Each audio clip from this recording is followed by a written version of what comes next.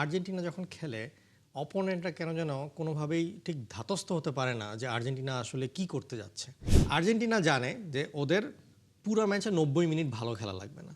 আমরা যদি আর্জেন্টিনার ট্যাকটিক্সটা দেখি, অর্থাৎ লিওনেল স্ক্যালোনি গত বিশ্বকাপ থেকে আসলে কথা হচ্ছিল যে ল্যাটিন ফুটবল নয়, কিছুটা ইউরোপিয়ান ধাঁচের ফুটবলটাকে তিনি অ্যাডপ্ট করার চেষ্টা করেছেন আর্জেন্টিনার দলের সঙ্গে। কিন্তু এবারের ওয়ার্ল্ড কাপে আমরা যেটা দেখেছি, যদিও গ্রুপ চ্যাম্পিয়ন আর্জেন্টিনা, কিন্তু যে গ্রুপে তাদের যে অবস্থান, বল দখল যদি আমরা বল পজিশনের হিসেব করি, তাহলে যে গ্রুপে তারা থার্ডে রয়েছে, অর্থাৎ বল পজিশনে তারা আসলে টোটাল যে গ্রুপে তারা থার্ডে রয়েছে, বলের দখল খুব বেশি না নিয়েও আমরা বলতে পারি যে লিওনেল মেসির একক নৈপুণ্যেই এই পর্যন্ত তারা এসেছে। বিষয়টা কি আসলে ট্যাকটিক্স নির্ভর, যে বলটা আসলে তারা খুব বেশি দখলে ইন্টারেস্টেড না, কাউন্টার অ্যাটাক থেকেই গোল করে সেখান থেকে স্কোর আদায় করে নেওয়া, অর্থাৎ গোলের খেলা ফুটবল, আমার গোল পেলেই হলো, সেটা যেভাবেই হোক? না, আসলে আজকে একটু একটু ভেঙে বলতে চাই আমি একটু আর্জেন্টিনাকে নিয়ে। সেটা হচ্ছে যে আপনি দেখবেন যে কোনো এক কারণে আর্জেন্টিনা যখন খেলে অপোনেন্টরা কেন যেন কোনোভাবেই ঠিক ধাতস্থ হতে পারে না যে আর্জেন্টিনা আসলে কি করতে যাচ্ছে।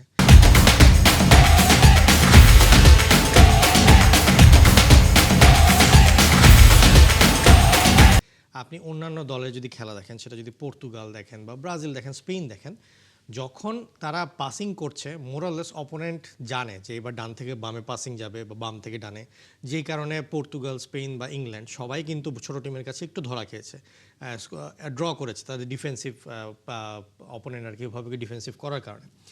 আর্জেন্টিনার ক্ষেত্রে ব্যাপারটা হচ্ছে যে আর্জেন্টিনা যখন এই 4-3-3 ফরমেশনে খেলে এবং যখন এই প্লেয়ারগুলা সবাই আর্জেন্টিনার হয়ে নামে, এরা যে কাকে কখন পাসিং দিবে এই জিনিসটার প্রেডিকশানটা অপোনেন্ট আসলে করতে পারে না।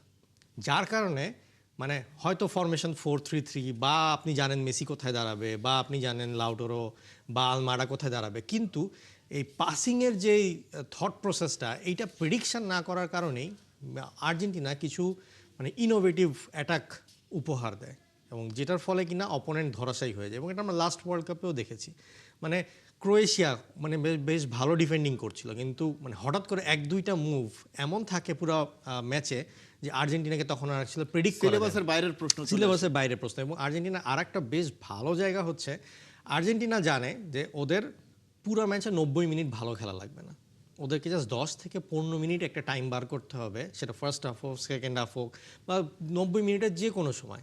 যে আমি যদি আজকে এইখানে 15 থেকে 20 মিনিটের একটা উইন্ডো বার করতে পারি যেখানে আমি আমার খেলাটা ঠিকভাবে গুছিয়ে খেলবো, তাহলে জানে যে আর্জেন্টিনা গোল বার করতে পারবে। এবং মেসিকে ওই রকম 2-3টা সুযোগের জন্য জায়গা করে দিতে হবে, স্পেসটা দিতে হবে মেসিকে। মানে মেসিকে যদি সারাক্ষণ তো সবাই ডিফেন্ড করছে, কিন্তু ওকে যদি আমরা ফ্রি স্পেস কোনোভাবে 5 মিনিটও দিতে পারি অ্যাজ এ টিম, তাহলে ওইখান থেকে খেলাটা বের হয়ে আসবে। সো এই একটা কারণে যে এই যে আনপ্রেডিক্টেবল যে পাসিং বা আনপ্রেডিক্টেবল যে একটা গেম প্ল্যান, এইটার কারণেই সব টিমগুলা আর্জেন্টিনার কাছে ধরাশায়ী হয়ে যায়। প্রত্যেকবারই মনে হয় আর্জেন্টিনা হেরে যাবে, কিন্তু হারছে না এই একটা কারণে যে আনপ্রেডিক্টেবল একটা ট্যাকটিক্যাল গেম তারা খেলে।